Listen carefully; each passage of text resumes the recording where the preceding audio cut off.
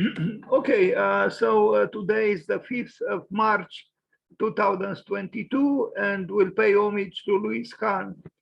Let's read a little bit about him.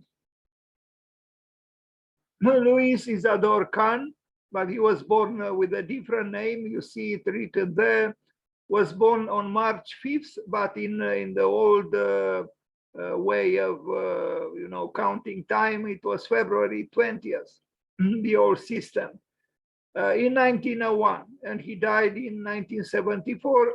Was an American architect based in Philadelphia. After working in various capacities for several firms in Philadelphia, he founded his own atelier in 1935. While continuing his private practice, he served as a design critic and professor of architecture at Yale School of Architecture from 1947 to 1957. From 1957 until his death, he was a professor of architecture at the School of Design at the University of Pennsylvania. Kahn created a style that was monumental and monolithic. His heavy buildings, for the most part, do not hide their weight, their materials, or the way they are assembled. Famous for his meticulously built works, his provocative proposals that remained unbuilt, and his teaching, Kahn was one of the most influential architects of the 20th century. He was awarded the AIA, that's the American Institute of Architects, gold medal and the RIBA gold medal. At the time of his death, he was considered by some as America's foremost living architect. Here he is, here he was, drawing incessantly. A very special architect who struggled when he was very young with poverty. He came with his parents from Estonia, where he was born, and here he was becoming maybe not just the foremost American architect, but maybe the foremost world architect at the time when he died. I like Kahn. I always did like Kahn, even after I found out about his troubles in his personal life, but we shouldn't perhaps judge, or consider, I don't know, it's a complex subject. We all have a so-called personal life with problems. He had his. And let's look at his work. This will be a rather large presentation. I have more than 400 pictures. It will be a very comprehensive review of the works of one of the most important architects of the 20th century. A very intense man, totally dedicated to architecture. And I think he is and was and will be an example for those who want to study architecture and practice architecture.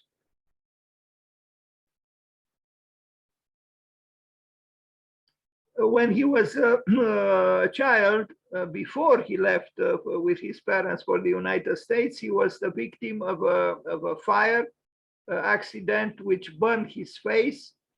And apparently his mother said, my son will be a great person. And he became a great person, meaning a great architect, no doubt. Here he is with Carlos Scarpa on the right. They were friends. And Louis Kahn even wrote, by the way of Carlos Scarpa's work, the memorable phrase that the detail is the adoration of the joint, by the way of the works by Carlos Scarpa. Here he was drawing with two hands. I think we need heroes, not arrogant heroes, but we need genuine examples of people who built their lives in a creative way, and Kahn in architecture was such a person. Now, Louis Kahn and his women, I don't know if this title is very inspired or inspiring. First with his wife, Esther Kahn, on a ship, probably going to the States or away from the States, I don't know. Here they are. He looks kind of a little bit cocky, but anyway, this was his wife until he died. But apparently he was not always happy with just her. So here he is with Ann Ting, the architect who gave him a daughter, and she was employed by Louis Kahn in his office. And you know, they got involved, and Kahn became unofficially a father again. Nobody knew that he had, you know, the other child with his young employee, but he did. And this was not enough. He also, you know, entered into a relationship with Harriet Pattison, who gave him a son, the very son that made that movie, My Architect. So here it is the cover of a book, a memoir with letters from Louis Kahn by Harriet Pattison. Here they are. Who would have thought, you know, at that time they looked happy, but behind the apparent happiness, there was something else. And my opinion is that he also died because of those troubles behind the smiles. Sketches, drawings by Louis Kahn. I like his drawings very much. I don't think we have too many architects these days who can draw like this. Certainly not between the stars. I mean, by comparison, I am very sorry, but the drawings of Bjarke Ingels, for example, are cartoons compared with the artistic integrity and quality of the drawings. Even the sketches by Louis Kahn show a level of intensity and seriousness and expression that cannot be found easily in today's even most famous, in the works of the most famous architects. This is a sketch for the Bryn Mawr dormitory. We are going to see the building. I am going to rush a little bit because I will have to leave not much later after 7:30, but we'll go through his work quite thoroughly. This is a sketch for the, well, it's a building that Philips Richard's Laboratories in Philadelphia, and a seminal building that started his international career in a way. He became famous after he built this building. This is a sketch for the Kimbell Museum in Fort Worth, Texas. Again, a fragment from the dormitory in Bryn Mawr. Sketches, I don't know exactly for what building here. Anyway, he drew continuously. There is a book which I actually have with paintings and sketches of Louis Kahn. So art is a visual art. Architecture is a visual art, and you know, those who deny it deny the essence of architecture. It's not a science. I am sorry. It has a scientific side. Yes, it is connected. You need to know how to build, and it has a technical side. But you know, what are we looking at here? We are looking at expressive drawings. Anyway.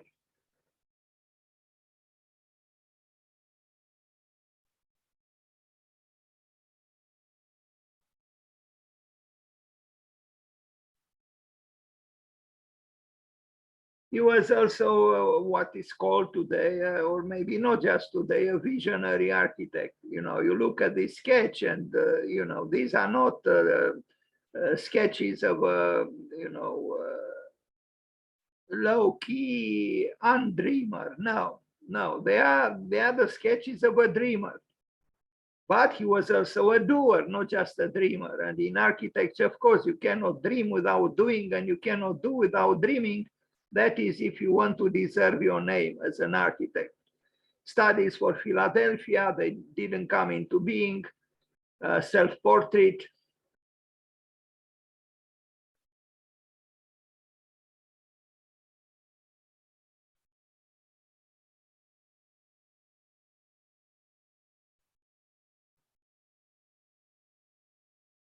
Study trips or trip studies. You could say it both ways. Siena, the pyramids, Luxor, Paestum, I guess, or yes, it must be Paestum, Siena, Imhotep's pyramid, the first step pyramid that Imhotep, the first architect in history, as we think we know it, that he built for Pharaoh Zoser.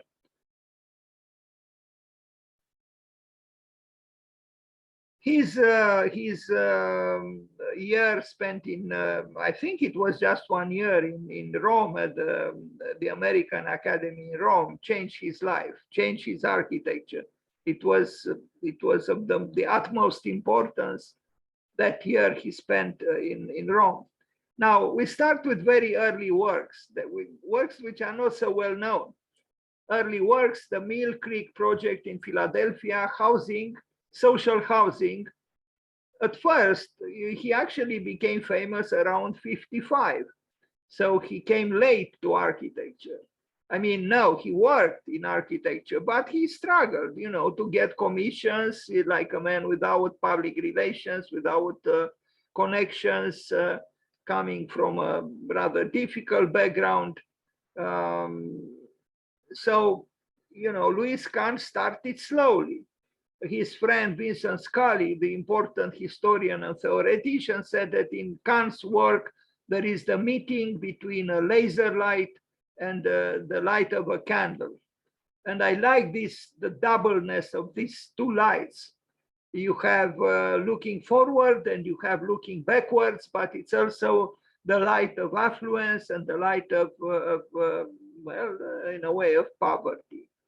So these are, you know, humble or, you know, modest houses, part of a large project that he did with social housing. They still exist, I think. I hope. Maybe there is more I hope than I think. I forgot if I read that they were destroyed or not. Anyway, that's what he did, one of his very early works.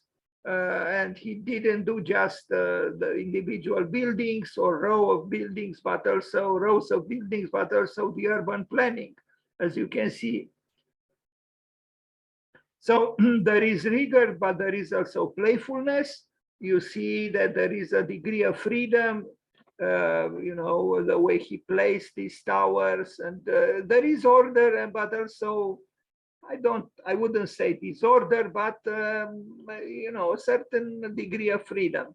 Now, the Coward Shoes Company in Philadelphia, this is also by Louis Kahn. You see the cars that tell you the age, the year when the building was built, but the building is still resolutely modern. In fact, if this building was built today, just as Kahn did it then, would have been very noticed and published everywhere. Now, a famous work from 1951, the Yale University Art Gallery, with this famous ceiling and roofing. Here is the young Louis Kahn looking upwards to it. A work of integrity and rigor, but also sensitivity. The ceiling is very important. And I hope I have an image also from the top. Stair with 3 sides, which is, you know, based on the triangle, and itself, you know, an eventful architecture. So it was designed in 1953, the Yale University Art Gallery. He did another work for the British Art Museum at Yale. We are going to see too. Look at the beauty of the ceiling. This is the ceiling plan.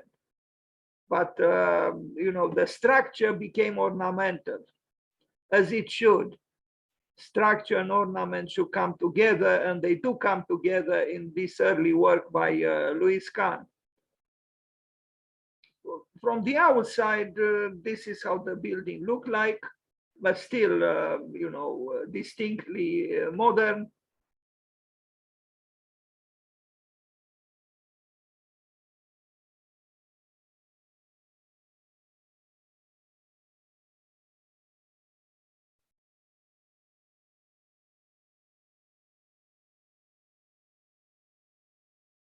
So this was from 1953. Now the City Tower project in Philadelphia, which was unbuilt from 1952, a very important, in my opinion, work. It was not published, it was not built, but in this case, it seems Anting, his lover at that time, and his employee had an important role. Maybe here it could have been Anting and Louis Kahn, maybe. Here they are, Louis Kahn and Yan Ting, and I don't know who this person is. Anyway, here she is in older age, and this is the tower. Not a typical work for Louis Kahn. We can only regret it was not built, but the way the tower was conceived belongs rather to the architectural interests of Anting and not so much to Louis Kahn. Here she is, you know, during a lecture, I imagine, a very special architect herself. Here they are again, Kahn on the left, and in the middle, Anting.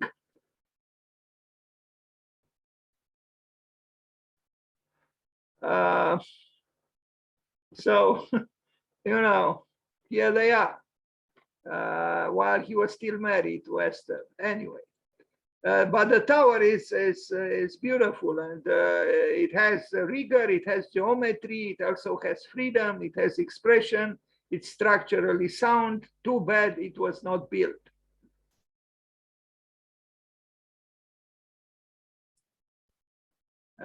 Here they are, I think, with I don't know who the other person is. Maybe it's that structural engineer that worked with a famous structural engineer, also from Estonia. We are going to talk about him when we arrive at the Richards Laboratories, and also the Fort Worth Museum, Kimbell Museum. Anyway, but a great work done by Anting and Louis Kahn. Unbuilt, but still a great work. Here, I think they also worked together at the Trenton. Yes, they did work together at this important work in the evolution of Louis Kahn, maybe also in the evolution of Anting as well. The Trenton Bath House in New Jersey, 1954, 1959. A work of great simplicity, but a fundamental work for the beginning of the mature Louis Kahn. He already spent that fruitful year in Rome, and something happened then. Kahn, as opposed to the postmoderns, assimilated, digested history in a very profound way, in a deep way, and he used it creatively, not mimicking. A great difference between Louis Kahn and the postmoderns.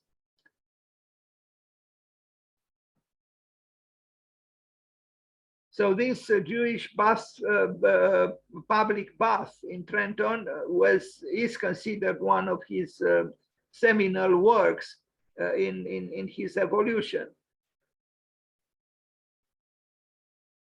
And he did work with Anting here. In the movie My Architect, made by his son, there is an interview with Dan King, and I think they even visit this Trenton bathhouse. I mean, Ann King and you know, the filmmaker Louis Kahn's son. The plan is very simple, you know, but it's not a simplistic building. It has a quiet monumentality, although its scale is really, it's a small building, just 4 pavilions connected at the corners with a courtyard. That's it. But this work shows us that it's possible to do important architecture with you know, just a few materials and with without a large budget or anything. It's still a major work of architecture. This is a digital, this is a drawing by Louis Kahn. This is how it looks from the air.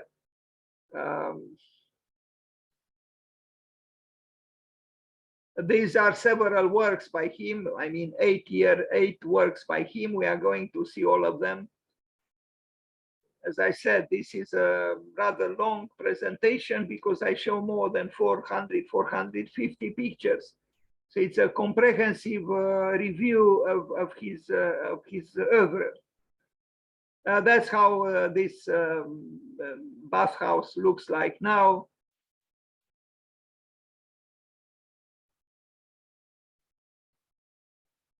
Now we arrive at this work, which indeed is very important, in which I had the chance to see. I was in front of it, Richard's Laboratories in Philadelphia. This was the remarkable engineer that worked with Louis Kahn, August Commandant. I think he was also born in Estonia or in Lithuania, but I think he also came, yes, from Estonia. Anyway, either Estonia or Lithuania, they both came from the same region of the world. Let's hope the highly generous Russian army don't attack these 2 nations. Anyway, the engineer was himself a remarkable engineer, very, very creative. So here is Kahn, well, the cover of one of the books on him. This was the engineer. He also worked with Moshe Safdie in Montreal. He was the structural engineer for the work done by Safdie for the, you know, Montreal 67, the famous habitat. So August Commandant, yes, he was an Estonian-American structural engineer, 5 years younger than Louis Kahn, whose collaboration with famous architects and designers and engineers resulted in several 20th century architectural masterpieces. His professional career spanned more than half a century, from the 1930s to 1980s, and coincided with an era characterized by modernization, urbanization, and the rapid development of technology. And this is the Richard's Laboratories, very fine work by Louis Kahn and Commandant.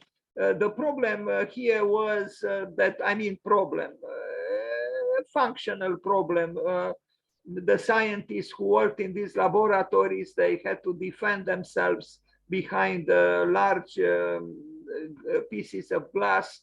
When I was there, they covered it with aluminum foil to reflect, the natural light, to not allow it to get into the labs. Maybe you know, in this work, Louis Kahn explored the idea of serving spaces, the towers, which contain the technical spaces and, you know, the services, and then the served spaces. So he used the dialectics of 2 kinds of spaces: the serving ones, in this case the opaque ones, the towers, inspired by San Gimignano in Italy, the medieval towers in San Gimignano, and the labs, the served spaces where the scientists worked and so on. It's a very fine building. and look at the structure, equally sophisticated and simple at the same time, complex, the entrance through the corner diagonally, the corner free from a structural element. Again, this is about two creative people, highly creative. We can only be inspired by their example. And you see the honesty of the structure, but also the emotional or the expressive potential of the structure to participate in the making of architecture.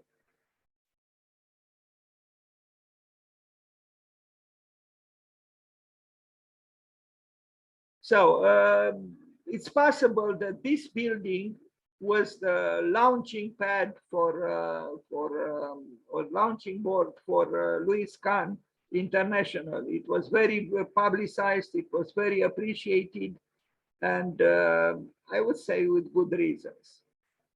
Anyway, studies, you see the towers in San Gimignano in Italy. Apparently, he inspired himself from them, but he didn't mimic them, you know, in an unconvincing way. His building has the power of a genuine creation, but he was apparently inspired by San Gimignano, by these towers, which are impressive indeed. But here is his building, here is San Gimignano, here it is his building, here it is San Gimignano. Anyway.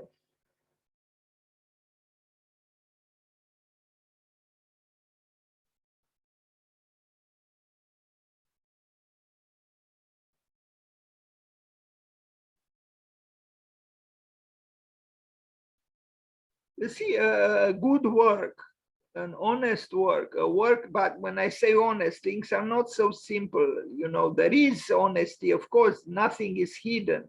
You can see, Jean Nouvel said rather recently that in the past, during Kahn's time as well, it was a requirement almost that structure was exposed honestly, sincerely. And that in his time, Jean Nouvel's time and our time as well, things are not like this any longer, that actually, you know, the structure is to be hidden and so on. I don't know. I don't know. Maybe yes, maybe not. It's a matter to be discussed.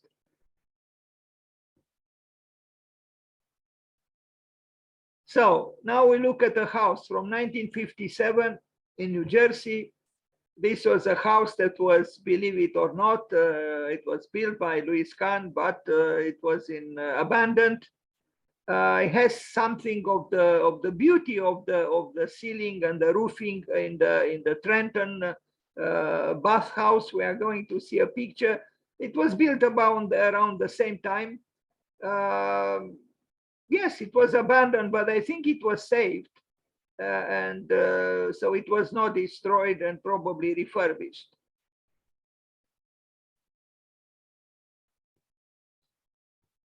Yes, you can see the ceiling and the roofing system that is, you know, interesting. It's sculptural and it functions well as for what is supposed to was supposed to be built. Now, the Arts United Center in Fort Wayne, Indiana, this is a work with some problems. In 1961, the architect Louis Kahn was commissioned to design and develop a large arts complex in Fort Wayne, Indiana. The ambitious Fine Arts Center, now known as the Arts United Center, would cater for the community of 180,000 people by providing space for an orchestra, theater, school, gallery, and much more. As a Lincoln Center in miniature, Lincoln Center, of course, is in New York City, the developers had hoped to update and upgrade the city through new civic architecture. However, due to budget constraints, only a fraction of the overall scheme was completed. It is one of Kahn's lesser known projects that spent over a decade and his only building in the Midwest. And he was not happy with it, and we can see why. Kahn's original proposal encompassed a Philharmonic Hall, Art School Gallery, and Civic Theater. Yet troubles began early in the project as the architect's $20 million estimate dwarfed the expected $2.5 million cost of the Fine Arts Center. So in 1961, from 1961 to 1964, while also completing the Richards Medical Center, the one we just saw, for the University of Pennsylvania, Kahn and his office worked a series of schemes for the expansive project. A collection of plaster models held by Museum of Modern Art revealed Kahn's intention to arrive at a single entrance for all activities, accessed either by foot or car.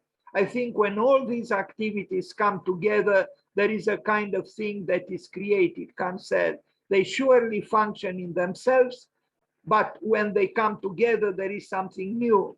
This interest in the relationally, or the English is not so good here, of building and program relationship. Anyway, like a majority of the project bow to economics, the mundane realities of parking meant Kahn's intention for an elevating parking tower as part of the complex would vanish in later study. Anyway, this is the building. This facade is probably one of the very few things to be admired. Why? Because it is a theater, this part of the building, and this is like a mask. And the mask, of course, plays a role in theater. But the building is rather weak. Inside, you can tell this is not a building that made Louis Kahn happy. Yes, at the entrance lobby and the main facade is Louis Kahn, but I read that, like, for example, here there are things that don't seem to actually belong to Louis Kahn. Of course, he was very fond of the arch, but not like this. It was a failed project. Who knows, maybe some other architects stepped in. It's a project that didn't come to fruition as he intended. But there are still elements of what he proposed, like that concrete wall and so on. But it's just a fragment of a much larger project that he intended to build, and it was not built, unfortunately. Anyway, we are going to see many other buildings that were built. So here it says, instead, it remains a lasting testament to the negotiations and often frustrating realities of making architecture. He was not happy with this, with this building, and we are not happy either because he doesn't look very convincing. It's true. Anyway, the Yale Center for British Art, which I mentioned, also part of the Yale University campus. It's a new work that he built and is splendid, if I can say so. This combination between concrete and wood is marvelous. The massivity of this concrete tower, and then the artworks displayed on the wooden panels. Create both intimacy and a sense of, it is a public space, but there is also a certain sense of intimacy, although the room is large. It's an excellent work. And again, is this combination that, for example, Tadao Ando doesn't experience or doesn't explore, wood and concrete, which creates, I think, from there coming together something more balanced and I think valid.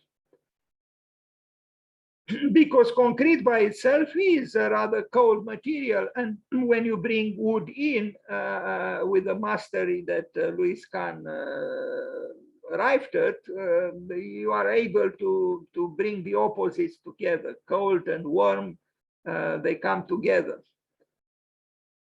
This is the plan, very rigorous, very simple, but not simplistic.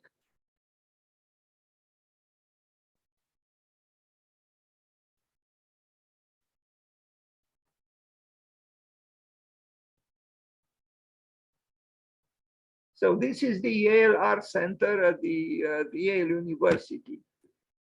by Louis Kahn. Again, the light is very important for Louis Kahn, and in this museum as well. It almost doesn't matter if the artworks displayed are masterpieces or not. It doesn't matter, actually. Still, the experience of the museum is a positive one. So, you know, because the building is creating that atmosphere that is nourishing. And you look at the light.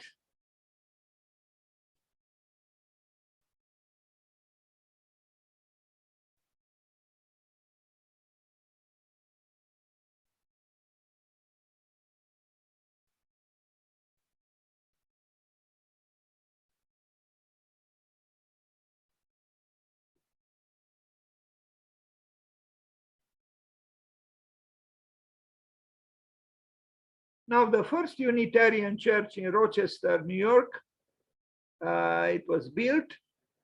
And it's an interesting church. It's an interesting building, and I will try to explain why. This is the plan. What is interesting about this church is that you see here the cross. As you know, in most cases, the cross on the ceiling would be of light, but here is the opposite. The light is at the corners, and the cross is opaque and dark and even heavy.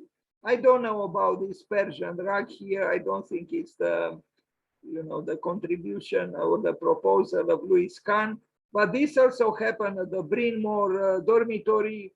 Maybe the you know, certain materials and even the grayness of certain materials like concrete, you know, invited the need for a Persian rug, I guess.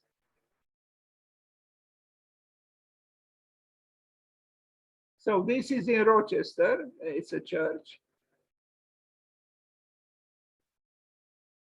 You see, many times good architects don't hide the constructive materials behind plaster or I don't know what. Here also, you see how the building was built. And Louis Kahn even had words about this, that it's important to see how a building came into being, how it was built.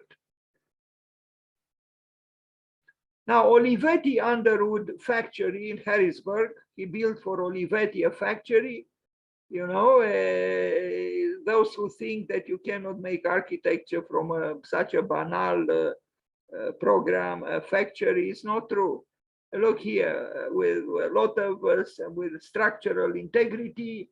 It's an interesting building, and this is what you get when you hire a good architect. He can create architecture with you know, even an unusual architecture from a program which doesn't promise a lot.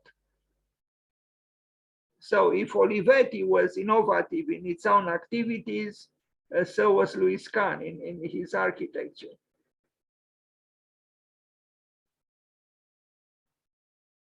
Structure again plays a role which goes beyond the utilitarian aspect of what a structure is. It becomes ornamental, almost becomes aesthetically charged.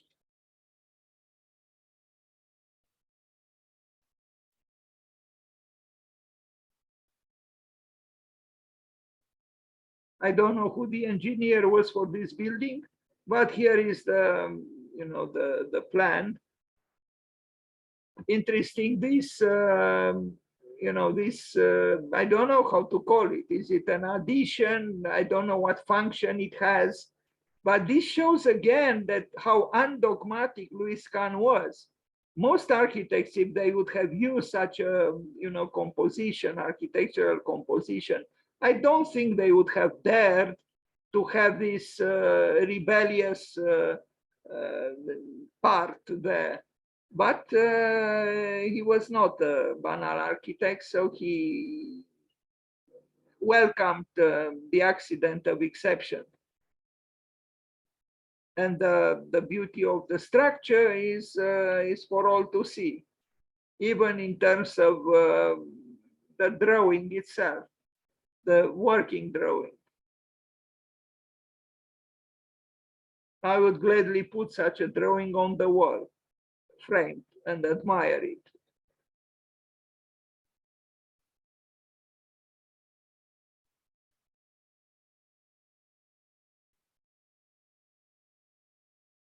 So it was completed in 1970. Louis Kahn died in 1973.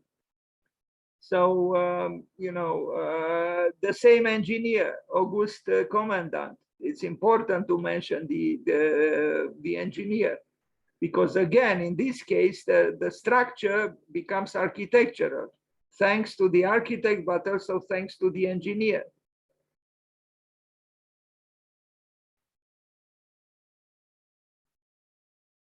Now, Exeter Library, one of his best works, in my opinion, and not only my opinion. There are some critics who say, wait, this building, you don't know exactly where the entrance is.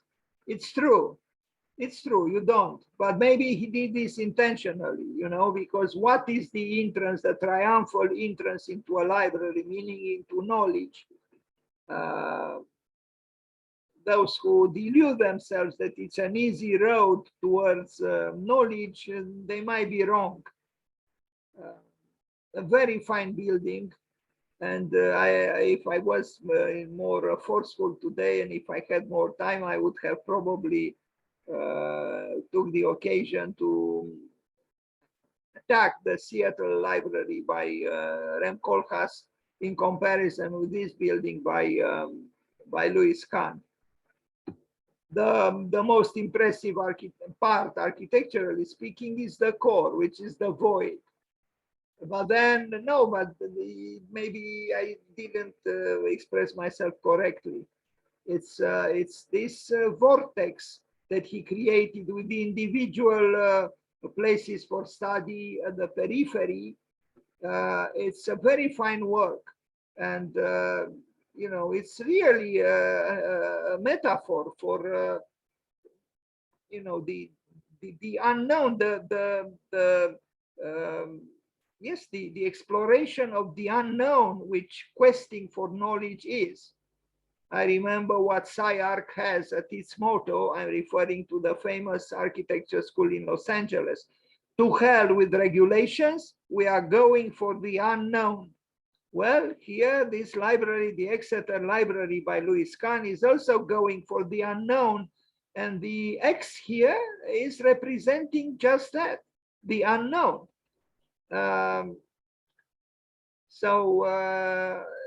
Yeah, it's a famous library. It's not very large, but it has an inner force, an inner monumentality. And again, he combines wood with concrete quite convincingly. Everything relates to everything else. The parts express the whole, and the whole express the parts. And the massive walls here with the individual places for individual study protect the core of the building, which is the sensitive substance of the library. An excellent building. An excellent building, and it doesn't matter what you look at, sections, plans, photographs, you name it. It has an incredible coherence, and a coherence which is not boring because it's full of surprises. And it doesn't matter how many times you look at the building, you still enjoy it because it has inner force.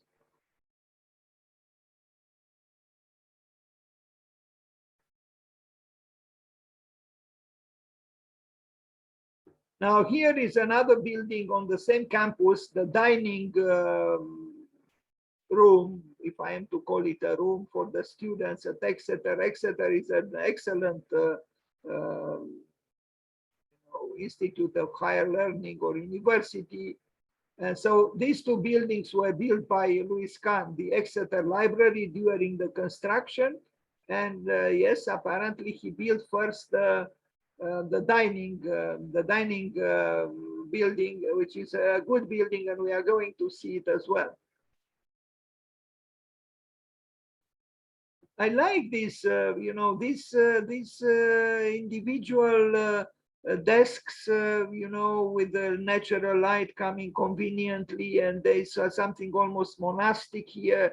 It's this seriousness that Louis Kahn had in his buildings, you know, and I'm sorry, but I don't see the same seriousness in the Seattle Library by Rem Koolhaas, which I could comment on negatively in some respects. Now, the dining hall at Exeter, which we just saw, so this was built before Exeter, and it's an interesting building itself. Some might say it's too monumental for a dining room or dining building.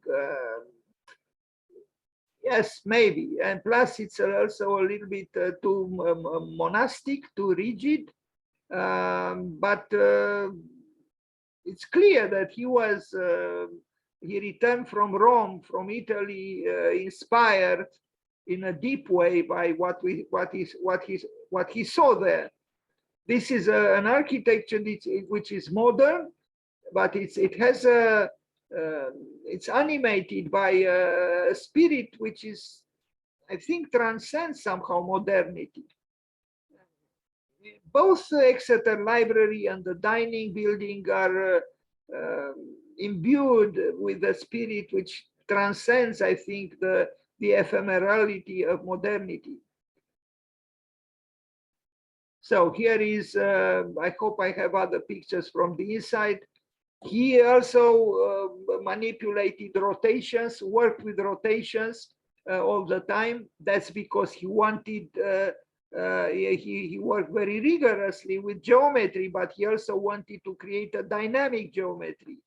So it was important to rotate things, the square or whatever it was. Yeah, I don't have another picture, but if you are interested, you can see on the web. Anyway, this is the dining building at Exeter, and we saw the library. Now we go to another famous building by him, the Salk Institute at La Jolla in California. This was commissioned by Dr. Jonas Salk, who discovered the vaccine against poliomyelitis, if I pronounce correctly this. And this is a research institute. From what I read, Jonas Salk, the doctor, the client, asked Louis Kahn just this: make a building worthy of being visited by Picasso. And Louis Kahn tried and did, and I think he succeeded. As an anecdote, it seems that Jonas Salk married the second or the third wife of Picasso. Now, I don't know if after Picasso visited, and certainly after Picasso got divorced from that the second or third wife, whom Jonas Salk married. But back to architecture, it's truly remarkable architectural achievement. All these study rooms or research spaces open towards the Pacific Ocean.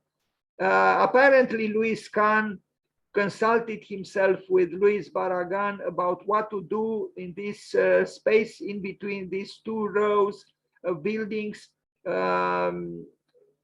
He initially wanted to have vegetation here, and apparently Luis Barragan told him, no, don't bring in any green, so they decided, or he decided not to, and he probably did the correct thing, advised by Luis Barragan, who knew something about green and about landscape, and himself a great architect. I forgot either the equinox or the solstice. I have to remember the sun, and I don't know if in the morning or in the evening, either the sunset or the sunrise, the sun is exactly here in line with this narrow piece of water, and there are spectacular views of that special moment, either the equinox or the solstice. I should have known, but I forgot. Anyway, I hope I have some images in this respect. Again, wood, I think it is thick and concrete. And again, as opposed to Tadao Ando, who only uses obsessionally concrete, Louis Kahn, in my opinion, was a more complex architect than Tadao Ando.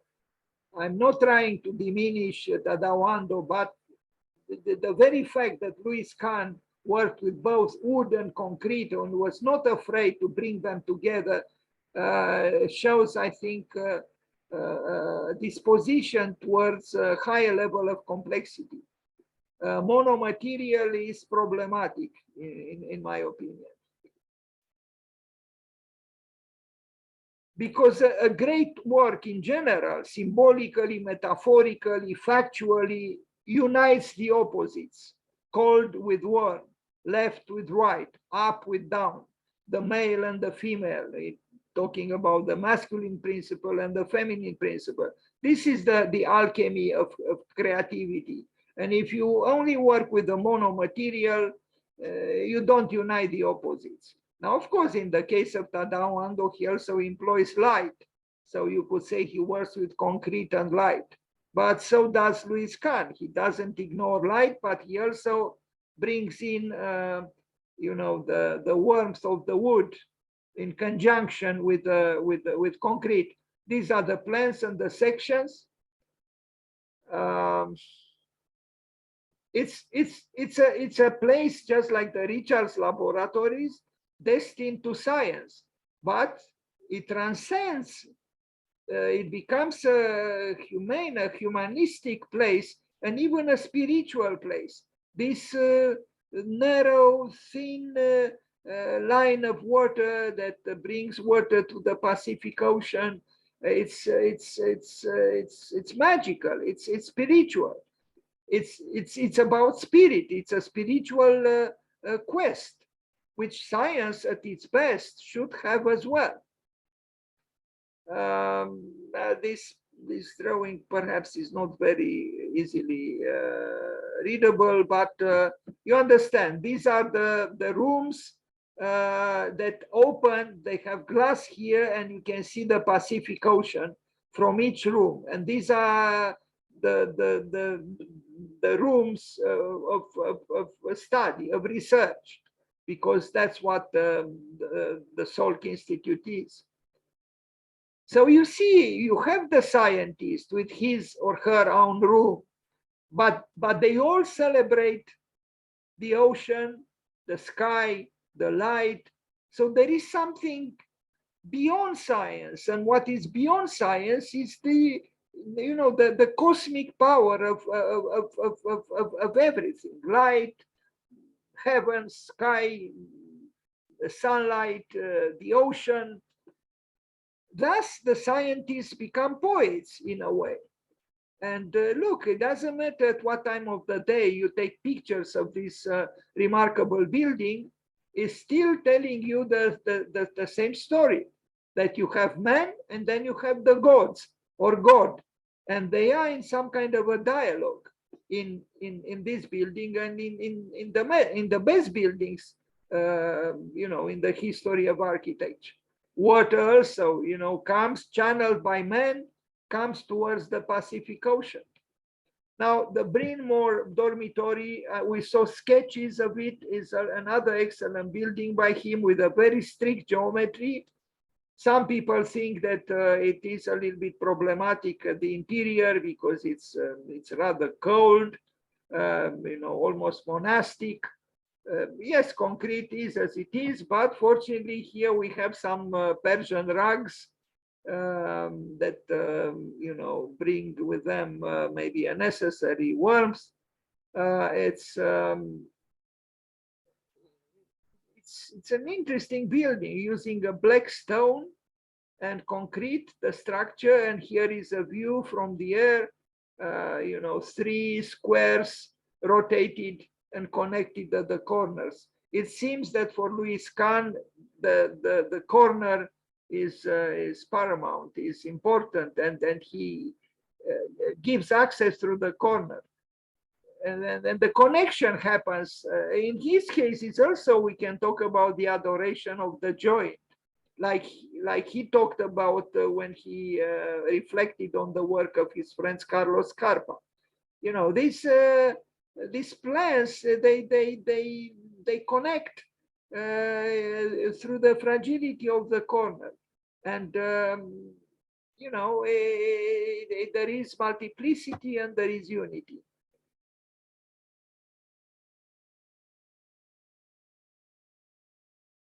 Maybe there is an austerity here, which is not very common for a, you know, like in this case, a dining room, but it depends. It depends what your values are. It's certainly not an architecture of, you know, of Mickey Mouse.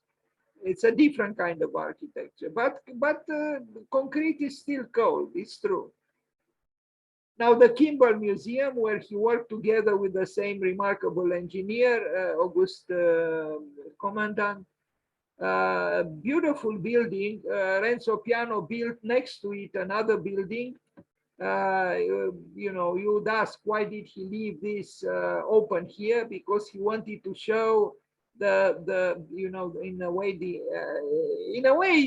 it's similar to Brynkush leaving the last prism at the top of the endless column cut in half.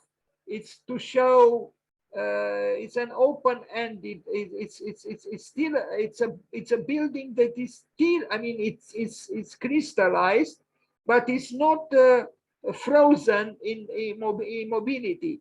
This part shows that it could continue. Metaphorically, it represents, you know, the open end, and thus not an end of art, of culture. Light is distributed beautifully.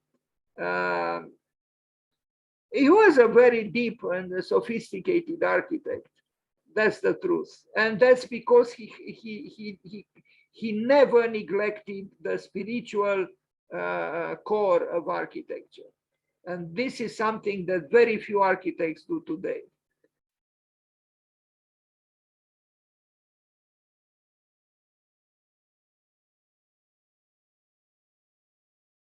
You see how the light is channeled on the curvature of the roof, so it reaches properly the artworks displayed on the walls. Even the working drawings are nice, in my opinion. I mean, nice, yes, aesthetically nice, not just technically, but I like these drawings very much. I wish I had such a drawing. By the way of this, I read when Louis Kahn died, his wife had to sell the furniture in his office and his drawings because he was in debt. The most important architect in the world probably at that time was in debt.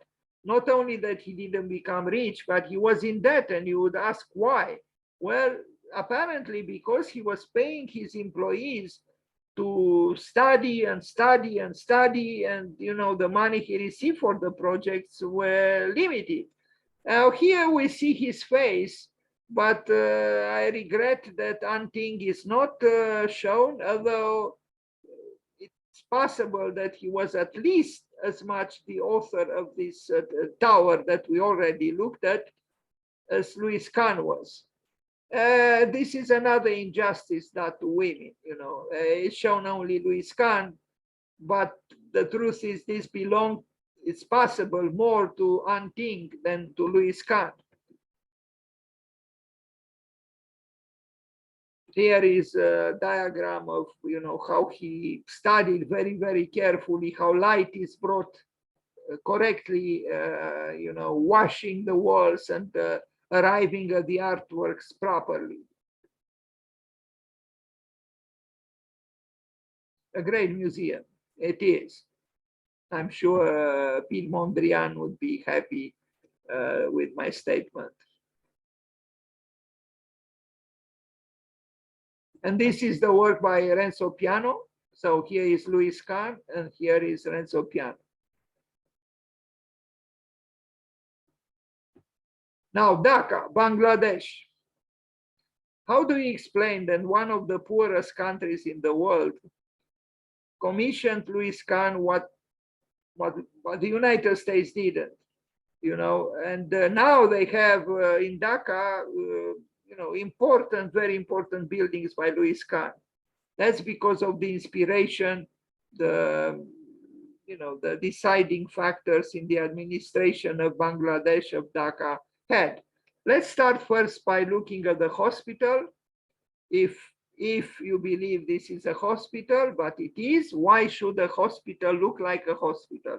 Why shouldn't the hospital look like it is not a hospital? Yes, it was built, you know, not with a lot of technology, maybe not with a lot of money. It's very possible Louis Kahn was not even paid for some of the works he did. I think I was told that in India, in Ahmedabad, he was not paid.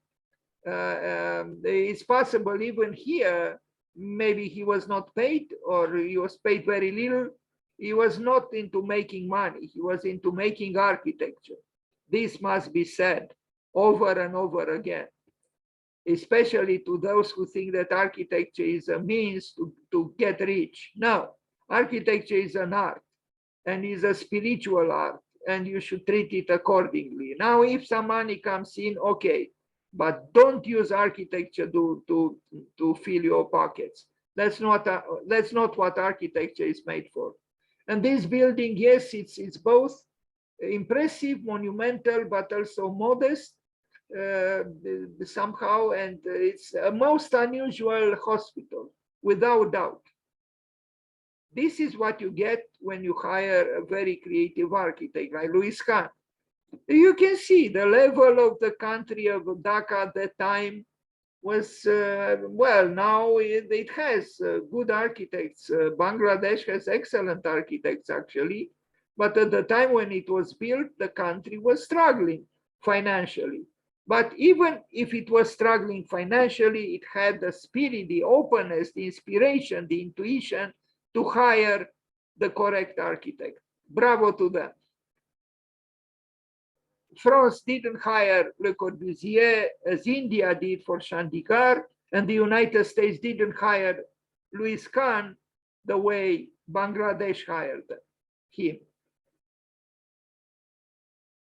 Now, government buildings also in Dhaka, again, if you can believe it, that these are maybe, you know, buildings for the ministries, and but it's again, you know, these buildings make all of us poets and visionaries, because I mean, look at this huge opening here, contemplating the water. You know, I think even a less sensitive person becomes more sensitive by necessity. And look at these buildings, very unusual, very archetypal, very powerful. You know, austere, but also warm because it is brick and water. What do we have here? We have the sky above, the water below, and the brick in between. How many governmental buildings in the world look like this? Not many, not many at all. Now, of course, the pedantic one would claim, what is this? Look how dirty it is. Look how unacceptably dirty it is. No, no, this is not dirt. This is brick. And okay, if the pedantic one protests, we can only laugh and turn our back on the pedantic one. No, these are powerful buildings by a powerful architect for a powerful country. It didn't matter, it didn't have money. It was still powerful. Look at this. You know, I mean, should we compare this architecture with what we have here? You know, so-called the parliament building? No, we can't. We can't. And I like the fact that it is not, these buildings don't use makeup. They don't need to use makeup. It's like a beautiful person who is beautiful from the inside out. The soul is beautiful, and then you don't need makeup. These buildings don't need makeup. They are fine as they are. And then this is the assembly hall, the large building that during the war with Pakistan, when the bombers of Pakistan were flying above this building, they didn't bomb it because they thought it was already bombed, because it didn't have the roofing here. Louis Kahn needed 2 years to arrive at the correct solution, and he did arrive at the correct solution, but at the time of the war between Pakistan and Bangladesh, it was not yet done. And because of it, I read the planes, the pilots of those bombers thought that it was already bombed, so it was not necessary to throw another bomb there. Now, the assembly hall building, which is this one, the most important building on this, on this site, and the interior again, this is music. This is architectural music.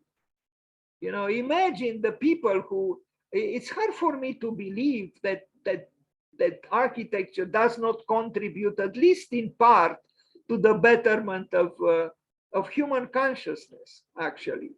It's a surprising building, And again, one of the poorest countries in the world has one of the most forward-looking architectures in the world. Because you don't need to be rich in order to have vision. The people of Bangladesh understood the spirit of the works of Louis Kahn, and that's why they commissioned him for such a courageous work. When he died, in fact, he died when he returned from Bangladesh. He died at Penn Station in New York. The building continued. It was not finalized when he died. So certain things were done after his death, and maybe not as gracefully as he would have wished. Here is the mosque, a beautiful mosque, and I hope I have here images of the interior. This is a remarkable building. It's a fortress, it's a citadel. Yes, it's a citadel, but it's a citadel for political reasons, but also I would feel also for spiritual reasons. It's a citadel for spirit, a fortress for spirit. It defends different values. This is the system of the roofing covering the large space, the assembly hall that he was searching for the solution. And here you see the picture of what he arrived at and what he built. And in the story that I mentioned, it was not there at that time. Anyway, it's as it should be. He struggled for 2 years, but he achieved it. This is a courageous architecture. It's a heroic architecture.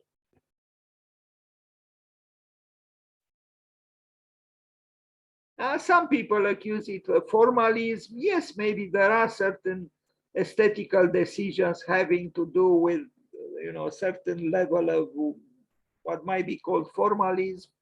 But someone said recently, in fact, she published a book called Form Follows Feeling.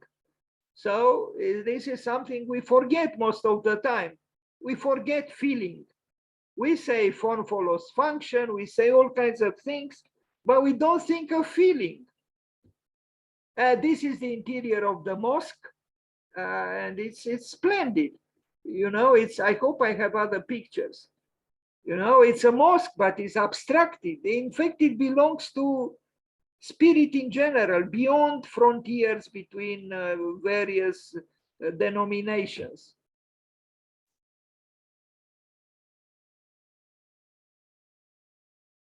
They are very rich, the people in Dhaka and in Bangladesh, for having such buildings, whatever the cynics might say. Again, an image from the mosque, where the light plays an important role, but it's not just the light. It's a very inspiring place, and it would be inspiring to anyone, not just a Muslim.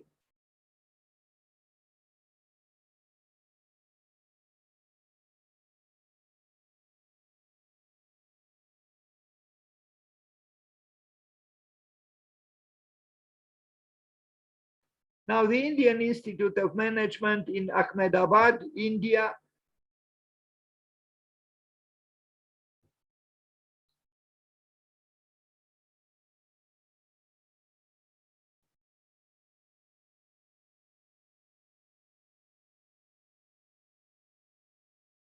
I said this before, Doshi, the Indian architect, the first Indian architect who received the Pritzker Prize in architecture, he worked a little bit with Louis Kahn. He also worked before with Le Corbusier, and he said Le Corbusier was my guru and Louis Kahn was my yogi.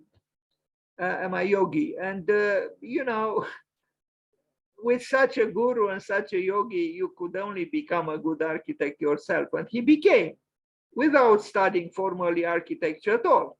And he got the Pritzker Prize. Bravo to Doshi. He brought actually Kahn to Ahmedabad.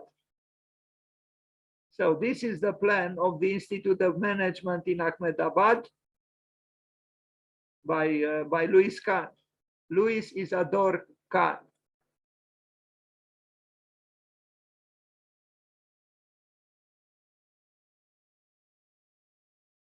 I mean, you know, this architecture is atemporal, is ahistorical, is archetypal.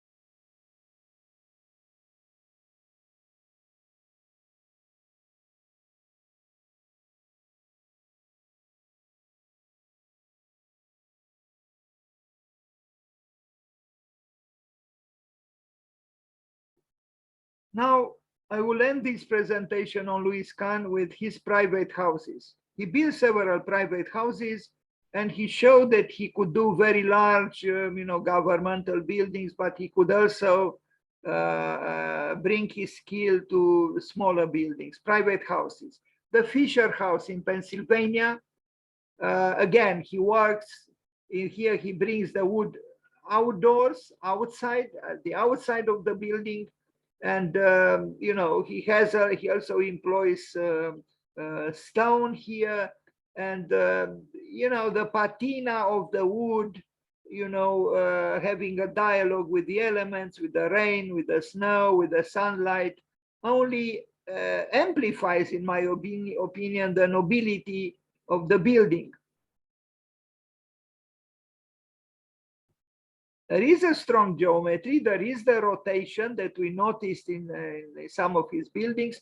You see, a house is like a box, but this being a wooden box and manipulated properly in terms of the openings, the windows, the doorways, and so on, it's not an arrogant box. Somehow, yes, it says I'm the work of man, and nature is the work of God.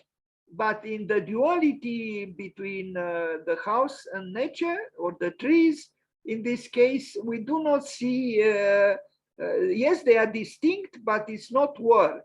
They almost, they complement each other. And I love this corner here where the, you know, the frame of the window becomes furniture.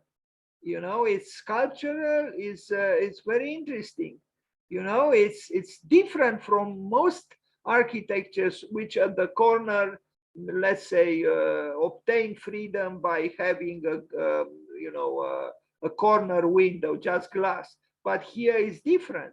You know, again, the framing of the window becomes also the sculptural parts of furniture, and this creates something that is worth, in my opinion, not imitating, but reflecting on, and so on. You know, he arrived at the desired or desirable feeling of freedom in different ways from, let's say, Frank Lloyd Wright or Le Corbusier, because of this. And again, it shows a different spirit. Louis Kahn was a complex man who was not finding refuge behind simplistic geometries. He was welcoming hybridity as well. Maybe, you know, there is similarity between hybridity and suffering. Maybe we can talk about the suffering of the building. Suffering which is expressed architectonically through some kind of an impurity or lack of purity, but that lack of purity is actually rich in meaning. Now the Escherich house, but you know, the plan is very simple, but when you look at the building, it's not simplistic at all. You can see that Mario Botta, for example, found some inspiration in Louis Kahn. Unfortunately, Mario Botta sometimes became a little bit manneristic. This was not the case with Kahn. Miss van der Rohe was right. You know, you have to start from life and from within, from the interior towards the exterior. And now these are words. How exactly you do it, it depends on the skill of the architect and the intensity of his involvement, or his or her involvement with the project at hand. But this building still looks, and it was built, you know, more than 50 years ago or so. It still looks kind of timeless and almost surprisingly modern. You know, this is the power of art, to transcend time and transgress time and transgress even death. Another good building by Louis Kahn.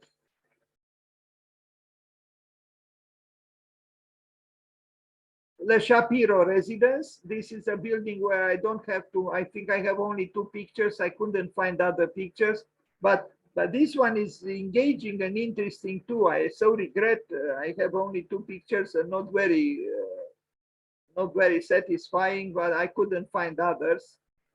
We see the return of the, well, if we are to call it a return of that ceiling roofing that we saw in the Trenton Library, in the Trenton bathhouse, and in that first house that we saw abandoned. And again, I like very much the bringing of the wood towards the outside, and the allowance for the wood to confront the elements without the need for, you know, decorative, you know, but without the need for the paraphernalia of protection, to use the words of Rem Koolhaas.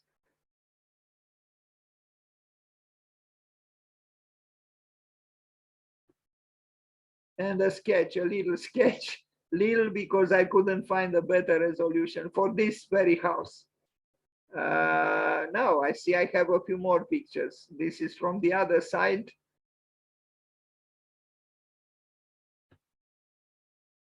No, I thought it was the last work I showed, but no, this is a work that was realized after he died. The Four Freedoms Park in New York City, and let's see, built 4 decades after Louis Kahn's death, New York City's Four Freedoms Park, the architect posthumous memorial to Franklin D. Roosevelt and his policies, is becoming one of the architect's most popular urban spaces. In a recent article for The Guardian, Oliver Wainwright investigates what he describes as perhaps Kahn's best project. Wainwright's spatial description of the monument is interweaved by fragments of Kahn's personal history, building up a picture of a space with a feel of an ancient temple precinct and a finely nuanced landscape. Although Gina Polara, who ultimately realized the plans in 2005, argues that 4 Freedom's Park stands as a memorial not only to Franklin D. Roosevelt and the New Deal, but to Kahn himself. Can a posthumous project ever be considered as an architect's best? This was written by this person, James Taylor Foster, and here it is. This is a drawing by Kahn. Again, this was built some years, well, 20, 30 years after he died. I don't know. In my opinion, it's a little bit too clean and too. I know they try to respect his project, but I'm not sure that everything was truly as he would have wished. I could be wrong, but I don't see Louis Kahn at his best here, whatever these people might say. These new shots by photographer Ty Cole document the scene of Louis Kahn's 4 Freedom's Park in New York, which opened to the public in autumn 2012. So 40 years, almost 40 years after it was designed.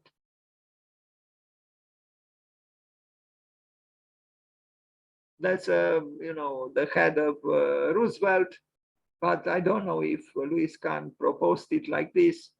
Anyway, I have a rather uncomfortable feeling here that this is not what we saw in Ahmedabad and Dhaka and previously was Louis Kahn. Here is, yes, it was his project, but I think it was something seems to be missing, in my opinion. It's too clean and too, in a way, it's domesticated, it's tamed, but not everywhere. Like here we see some of the magic that Louis Kahn would have been able and was able to convey through his architecture. He is, of course, the United Nations building where people now meet frequently in order to ask, what should we do with Putin?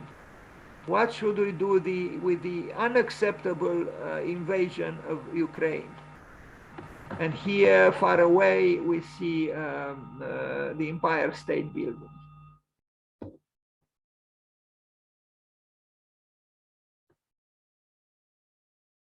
So this was built 40 years after Louis Kahn died. And now I show a few unbuilt works. There is such a book, which I actually had. I don't know if I still have, Unbuilt Kahn. People build, so-called build virtually, digitally, the unbuilt works by Louis Kahn. Palazzo dei Congressi in Venice, not realized, but we still have the drawings, the model, and so on. And another heroic project proposed by Louis Kahn for Venice. Maybe a little bit too heroic, I don't know. Venice is more fragile, but who knows? Now, the Hurva synagogue in Jerusalem would have been a remarkable project, but it remained a project. So a synagogue in Jerusalem.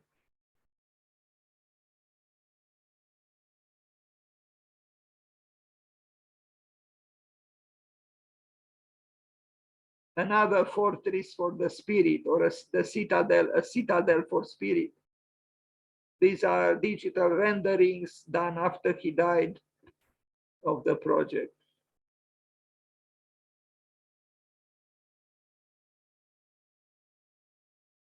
A drawing by him, the plan.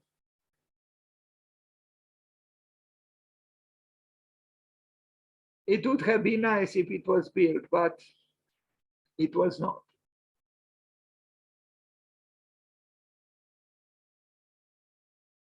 But the thing, but for the history of architecture, for the spirit of architecture, is still important. And the memorial to the 6 million Jewish martyrs in New York, another work which was not built.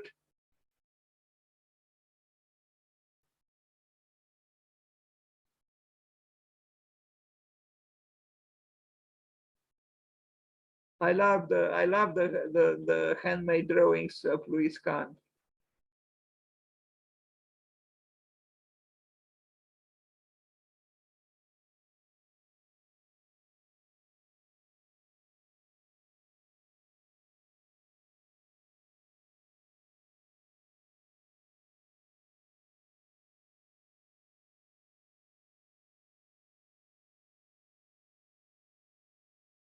I think we are approaching the end of this presentation. Yes. So let's wish him happy birthday, although he was born on February 20th, but the old system of counting time, that corresponds to the 5th of March. Then that's why we talked about him today. Happy birthday, Luis Kahn. And thank you.